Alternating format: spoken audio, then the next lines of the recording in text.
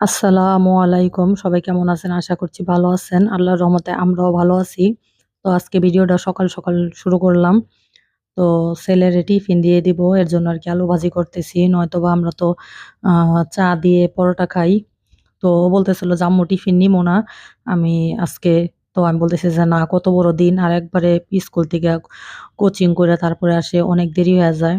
আর ও নিতে চায় না। তারপরেও আমি জোর করে একটু দিয়ে দেই। আর এইভাবে আমি পরোটার গুলা বানায়া ফ্রিজে রাইখা দেই। তাইলে অনেক সুবিধা হয় কাজের। আমি অনেক সময় বেশি কইরা আটা সেনি, তারপরে একটু ২ দিনের মনে আরকি রাইখা দেই।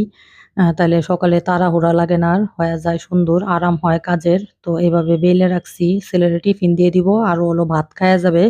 কেন ২ বেলা যদি রুটি খাওয়াই তাইলে শরীল কষ হয়ে যাবে। এর জন্য বললাম যে ডিম দিয়ে দেই, তো ডিম খাইতেই চায় না। আর পোস্ট করে দিলে তো ডিম আরও খাইতে চায় না। তো এজন্য ভাবলাম যে যেহেতু একটু আলু ভাজিটা পছন্দ করে, তো আলু ভাজিতে দিয়ে দেই। তো আলু ভাজি করে নিতেছি আর আমি পরোটাগুলা সব বেলে নিবো এক, এক করে।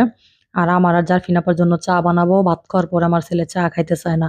বলে যে, "আম্মু রাইখো" কিন্তু আর খায় না। বলে, "এবার রাইখা দিও, আমি স্কুল থেকে আইসা খাবো।" আর এখানে যে পরোটাগুলা সুন্দর করে লাল করে ভাইজা নিতেছি।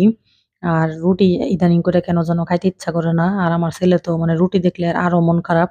তারপরে টিফিনও নিতে চায় না। সকালে খাইতেও চায় না। মানে কেমন যেন।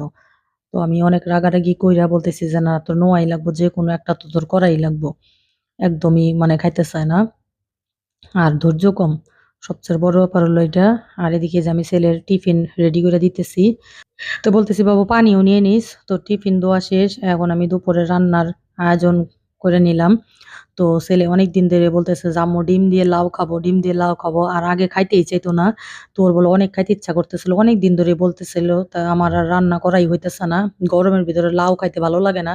তারপরেও ছেলে বারবার বলতেছিল যে, "আম্মু কবে থেকে বলতেছি তুমি রান্নাই করো না?" তো ওর আব্বুরে বলছিলাম যে, "একটা লাউ নিয়ে আইসো।" ছেলে এত বারবার বলতেছে। তো এজন্য আজকে লাউ দিয়ে ডিম রান্না করব। আর টিফিন দিয়ে ছেলেরে পাঠায় দিলাম। তারপর বললাম, "পানি নিয়ে নিস।" বলতেছে, "না পানি নিবো না।" "না পানি নিয়ে যা। ব্যাগ ভার হয়ে যায়, নিবো না।" আমি জোর করে পানিও দিয়ে দিলাম।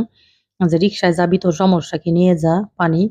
আর খুব মানে অলসতা খাওয়ার ইসে। কতক্ষণ পর খিদা লেগে যায়। আবার একদিন দিছি না। যে, "দিমু না আজকে।" ওর উচিত শিক্ষা। পরের দিন এসে বলতেছে, "না আম্মু আমারে কিছু দিয়ে দিও।" আমি কই, "এখন কে? আমি তোরে এখন দিমু না।"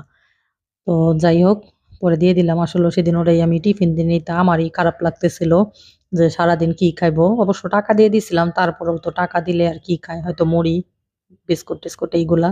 ওরকম তো কিছু খায় না।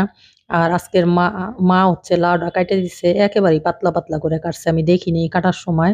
তো একদম পাতলা, পাতলা করে কাটছে। আমি আরটু মোটা, মোটা করে কাটি। তো এরকম করে পাতলা করে কাটলে লাউ ভাল লাগে না। আর আমি লাউয়ের সাথে ডিমটাও একবার একটু কষায় নিতেছি। তাইলে ডিমের কুসুমটাও খাইতে অনেক টেস্ট হয়। তো কষানো শেষ। এখন আমি একটু ঝোল দিয়ে দিব।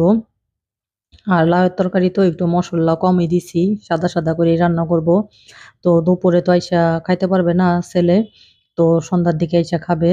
তো ওর জন্যই রান্না করতেছি। আর আফসোস লাগতেছে যে ও খাইতে পারল না।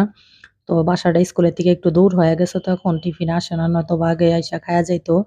আর এদিকে আমার তরকারিটা এই যে প্রায় হয়ে গেছে। এখন একটু ধইনা পাতা আর কাঁচামরিচ দিয়ে আ কিছুক্ষণের জন্য ডাইকা রাখবো। মানে ধইনা পাতাটা সিদ্ধ হওয়া পর্যন্ত। আর এরকম পাতলা ঝোলই রান্না করব। আর আগে খাইতো না। ডিম রান্না করলে এরকম করে, "কি রাঁধছো, কি রাঁধছো?" আর নিজেই বলে যে, "আম্মু একটু রান্না করো।" আসলে ওর জ্বর আসছিল এর আগে। তো আসার পর থেকে ও কেন যেন খাইতেই পারে না এর জন্য। তো এই যে তরকারি হয়ে গেছে, নামায় রাখলাম।